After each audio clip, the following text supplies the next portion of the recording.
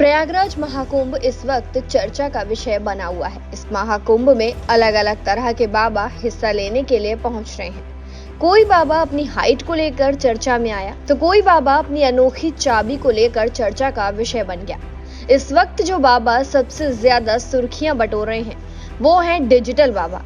आप सोच रहे होंगे कि हम इन्हें डिजिटल बाबा क्यों कह रहे हैं। दरअसल वो इसलिए क्योंकि इन बाबा के हाथ में कमंडल और डंडा नहीं बल्कि फोन और ट्राइपॉड है और ये बाबा पूरे महाकुंभ परिसर में व्लॉग बनाते दिखाई दे रहे हैं। अमूमन बाबा गेरुआ वस्त्र, बड़ी हुई जटाएं और दाढ़ी, हाथ में कमंडल, त्रिशूल, चिमटा, कपड़े वाला झोला और उसमें धार्मिक पुस्तकों के साथ नजर आते हैं।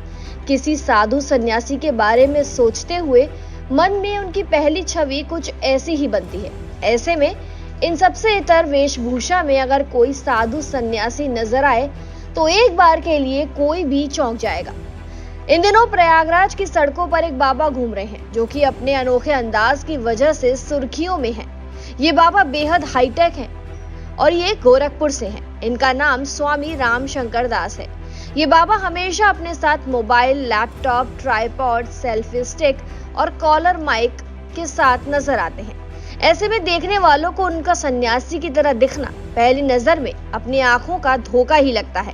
इसलिए ही स्वामी रामशंकर अपने असली नाम से कहीं अधिक डिजिटल बाबा के रूप में जाने जाते हैं। समाज के साथ ही सोशल मीडिया पर सक्रिय डिजिटल बाबा ने हाल ही में 108 दिनों में नर्मदा परिक्रमा पूरी की है, जिसके बाद वो एक बार फिर महाकुंभ में अपने अवतार को लेकर चर्चा में है। हमारा नाम है स्वामी राम शंकर डिजिटल बाबा। मूलतः हम गोरखपुर के रहने वाले हैं और 2008 में घर परिवार से दूर होकर के गुरुकुल में जा कर के खूब अच्छे से उपनिषद, भगवद गीता, रामायण का 7 वर्षों तक अध्ययन किए, संगीत का अध्ययन किए।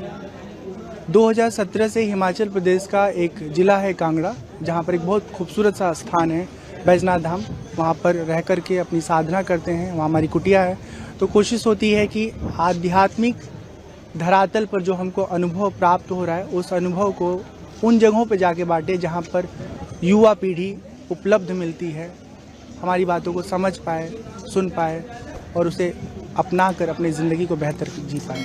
बड़ा अहम सवाल है, आपने बताया कि लोग आपको डिजिटल बाबा के नाम से जानते हैं। यहाँ पर भी हमने देखा किस तरह से तमाम लोगों से आपने युवाओं से मुलाकात करी, उनसे बातचीत करी, उनको धर्म की विषय पर उनसे चर्चा करी। बड़ी अच्छी चीज़ है। इस बार जो कुंभ है वो भी डिजिटल कुंभ है और डिजिटल कुंभ में डिजिटल बाबा का आगमन हुआ है, तो कैसे चीज़ें रहने वाली? ये बहुत अच्छी बात है कि जो कुछ भी गंगा के किनारे कुंभ मेला में हो रहा है उसे मीडिया जगत के द्वारा, हमारे जैसे लोगों के द्वारा उन लोगों को भी देखने का अवसर प्राप्त होगा जो दूर दराज में किन्हीं कारणों से नहीं आ पा रहे। और सबसे अच्छी बात है कि ये कुंभ सोशल मीडिया के हर दूसरे तीसरे पोस्ट में आपको फीड में नज़र आ रहा है। कहीं कहीं कुछ अच्छी बातें लोगों को सुनने को मिल रही है, जानने को मिल रही है। युवा पीढ़ी आज सोशल मीडिया में ऐसे एडिक्ट है कि माता पिता चाह के भी उसे निकाल नहीं पा रहे हैं। कभी कुछ अच्छी बातें वो सुनते हैं, देखते हैं, कभी कुछ बुरी बातों में भी फंस जाते हैं।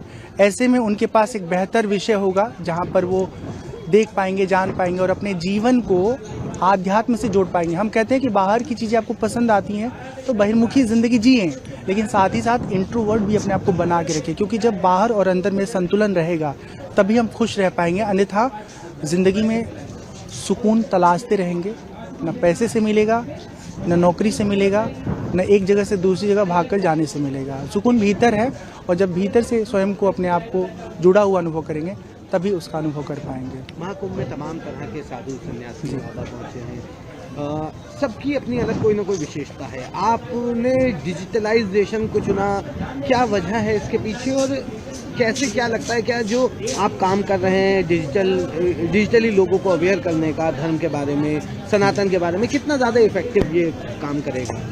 मुझे लगता है कि एक पंडाल में अगर हम जाके बैठ जाएं तो वहाँ पर कुछ गिने चुने अलग अलग आयु वर्ग के लोग हमसे मिलने आ सकते हैं, कौतूहलवश या नाम सुन करके। लेकिन जब हम लोगों के बीच में जाएंगे तो वहाँ बहुत सारे ऐसे लोग मिलेंगे जो हम तक कभी नहीं पहुँच पाते, और हम उनसे मिल करके, उनसे रूबरू होके उन तक पहुँच पाते हैं, अपने विषय को उनके सामने रख पाते हैं। और साथ ही साथ एक तरह का ये शोधपरक जीवन है, शोधपरक का कार्य है कि हमारी जो पीढ़ी है वो कितना समझ रखती है धर्म के बारे में, आध्यात्म के बारे में, वो जीवन में भक्ति को कितना महत्व देती है। हम मिलते हैं, बात करते हैं, तो मुझे बहुत अच्छा लगता है कि आज की पीढ़ी, आज का युवा वर्ग जितना वो दुनिया के चकाचौंध की ओर आकर्षित है, उतना ही वो धर्म को, आध्यात्म को भी समझने में दिलचस्पी ले रहा है। इससे उसका आने वाला कल बहुत अच्छा होगा। अपने डिजिटल अवतार के बारे में स्वामी रामशंकर का कहना है कि जहां भौतिक रूप से वो कुछ ही श्रद्धालुओं से जुड़ पाते हैं, वहीं वर्चुअल तरीके से वो एक साथ लाखों लोगों के साथ रहते हैं। आपका क्या सोचना है डिजिटल बाबा के बारे में, हमें कमेंट सेक्शन में जरूर बताएं, और साथ ही ऐसी तमाम जानकारियों के लिए जरूर सब्सक्राइब करें भारत एक्सप्रेस।